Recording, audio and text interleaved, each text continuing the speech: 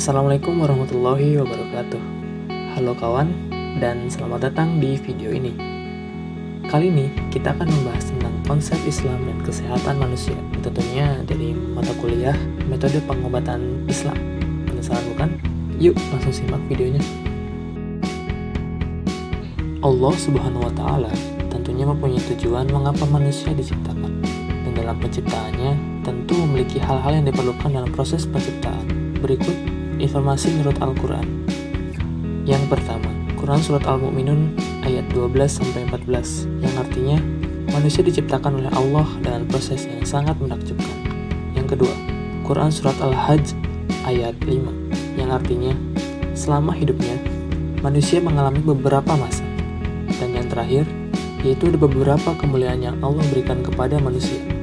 Poin pertama, diangkat sebagai khalifah di muka bumi. Quran Surat Al-Baqarah ayat 30-32. Poin kedua, diberikan bentuk yang terbaik. Quran Surat At-Tin ayat 4 dan Quran Surat At-Takabun ayat 3. Poin 3, dilengkapi dengan perangkat yang menunjang. Quran Surat As-Sajdah ayat 8-9, Quran Surat Al-Isra ayat 70. Dan yang poin terakhir, diberikan kekuasaan untuk menundukkan alam. Quran Surat Al-Jathiyah ayat 12-13 dan Quran Surat Luqman ayat 2. Selanjutnya kita akan membahas tentang penyakit manusia. Menurut Al-Quran, penyakit manusia dibedakan menjadi dua, yaitu penyakit hati dan penyakit jasmani. Penyakit hati terbagi menjadi dua lagi, yaitu penyakit syubhat dan penyakit syahwat. Lalu, seperti apa sih penyakit tersebut? Penyakit syubhat. Syubhat artinya samar, kabur, atau tidak jelas. Penyakit syubhat yang menimpa hati seseorang akan merusakkan ilmu dan keyakinan, sehingga jadilah perkara ma'ruf menjadi samar dengan kemungkaran, maka orang tersebut tidak mengenal yang ma'ruf dan tidak mengingkari kemungkaran. Penyakit syubhat ini misalnya keraguan, kemunafikan, bid'ah, kekafiran, dan kesesatan lainnya. Penyakit syubhat disebutkan dalam Al-Quran. Quran Surat Al-Baqarah ayat 10, yang artinya dalam hati mereka ada penyakit, lalu ditambah Allah penyakit. Kemudian dalam surat lain disebutkan dalam Quran Surat Al-Mudaththir ayat 31, yang artinya supaya orang-orang yang di dalam hatinya ada penyakit dan orang-orang kafir mengatakan, apakah yang dikehendaki Allah dengan bilangan ini sebagai perumpamaan? Kemudian penyakit syahwat. Syahwat artinya selera, nafsu, keinginan, atau kecintaan. Sedangkan fitnah syahwat atau penyakit mengikuti syahwat adalah mengikuti apa-apa yang disenangi oleh hati atau nafsu yang keluar dari batasan syariat. Fitnah syahwat ini akan menyebabkan kerusakan niat, kehendak, dan perbuatan orang yang tertimpa penyakit ini. Penyakit syahwat ini misalnya rakus terhadap harta, tamak terhadap kekuasaan, ingin populer, mencari pujian, suka perkara-perkara keji, zina, dan berbagai kemaksiatan lainnya. Adapun penyakit syahwat disebutkan dalam Al-Quran, yaitu dalam surat Al-Ahzab ayat 32. Hai istri-istri Nabi, kamu sekalian tidaklah seperti wanita yang lain jika kamu bertakwa. Maka janganlah kamu tunduk dalam berbicara, sehingga berkeinginanlah orang yang ada penyakit dalam hatinya. Kita lanjut ke penyakit jasmani. Penyakit jasmani adalah penyakit yang merusak dan menimbulkan sakit pada badan. Allah Subhanahu wa Ta'ala memberikan penjelasan tentang penyakit jasmani dalam Al-Quran, surat An-Nur ayat 61. Tidak ada halangan bagi orang buta, tidak pula bagi orang pincang, tidak pula bagi orang sakit. Allah menyebutkan penyakit jasmani dalam pembahasan mengenai haji, puasa, dan berwudu, tentunya karena suatu rahasia tersembunyi yang amat menakjubkan yang menjelaskan kepada kita akan keagungan Al-Quran. Lalu, apa sih obat dari penyakit tersebut? Dalam Islam, obat dari segala penyakit adalah doa. Doa akan menerangi, mengobati, mencegah, menghilangkan, atau mengurangi bencana yang menimpa.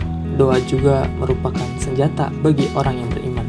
Dalam hadis riwayat Al-Hakim dalam sahihnya dari Ali bin Abi Thalib, tidak ada yang dapat menolak takdir Allah Ta'ala selain doa, dan tidak ada yang dapat menambah umur seseorang selain perbuatan. Hadis riwayat Tirmizi 2065.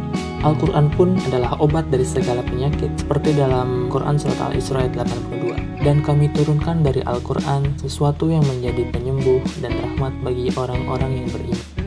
Dalam surat lain disebutkan, katakanlah Al-Quran itu adalah petunjuk dan penyembuh bagi orang-orang yang beriman. dalam surat Fussilat ayat 44. Islam pun menganjurkan jika kita terkena penyakit, maka kita harus berobat. Diriwayatkan dari Usama bin Syuraik al-Ahmad dan Ashabus Sunan berkata, saya datang menemui Nabi SAW dan sahabat-sahabatnya. Saya dapati seolah-olah di atas kepala mereka ada burung bertengger, disebabkan hormat dan takzim mereka kepada Nabi SAW. Saya pun memberi salam, lalu duduk. Kemudian berdatanglah orang-orang Badui dari sana sini. Tanya mereka, ya Rasulullah, apakah kami boleh berobat? Ujar Nabi SAW, berobatlah kamu, karena Allah Ta'ala tidak menaruh sesuatu penyakit, melainkan menyediakan obatnya, kecuali suatu penyakit, yaitu penyakit tua. Dalam hadis lain diriwayatkan dari Ibnu Mas'ud radhiyallahu anhu oleh Nasa'i dan Ibnu Majah, juga oleh Hakim yang menyatakan sahnya, bahwa Nabi SAW bersabda, sesungguhnya Allah tidaklah menurunkan sesuatu penyakit, melainkan juga menurunkan obatnya, dan dari itu berobatlah kamu.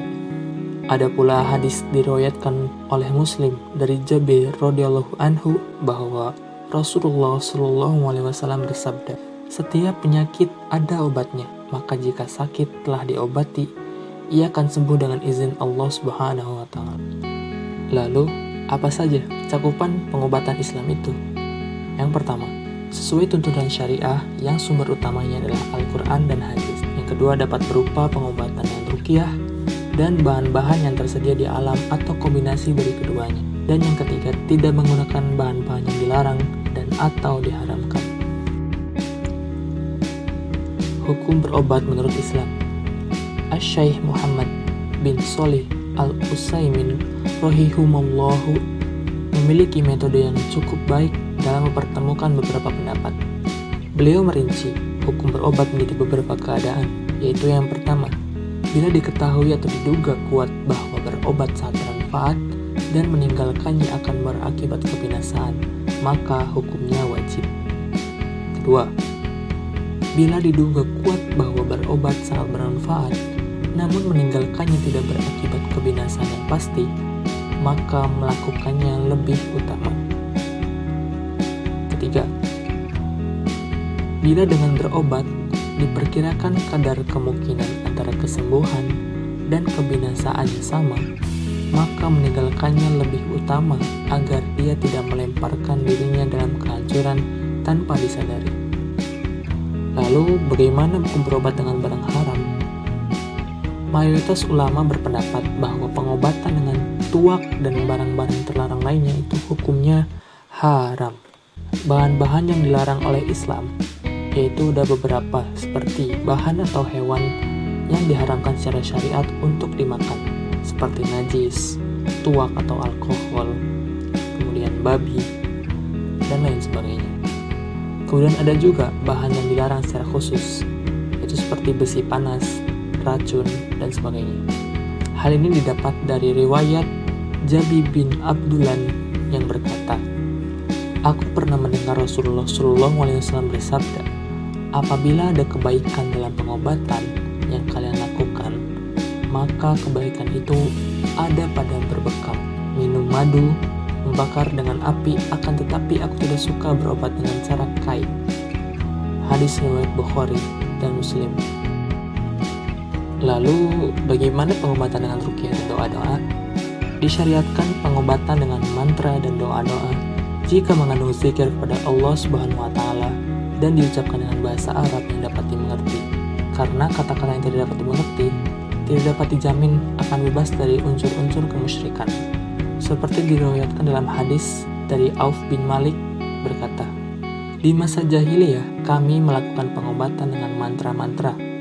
Lalu kami tanyakan, ya Rasulullah, bagaimana pendapat Anda dalam hal ini? Ujar Nabi SAW, coba bawa kepadaku mantra tuan-tuan itu. Tidak apa mantra jika tidak mengandung kemusyrikan. Dalam riwayat lain menurut Syafi'i, tidak apa membaca mantra yang terambil dari kitabullah atau zikir-zikir yang diketahui, yang jelas dasar syariatnya. Kemudian ada beberapa bahan-bahan alam yang tercantum dalam Al-Quran, yaitu seperti kurma, madu, buah tin, zaitun, delima, jahe, dan pisang. Bahan-bahan ini tentunya bahan alam yang dimana Al-Quran tidak mengharamkannya. Sekian dari video ini, semoga materinya dapat ditangkap dan dipelajari dengan baik. Kurang lebihnya mohon maaf. Terima kasih. Wassalamualaikum warahmatullahi wabarakatuh.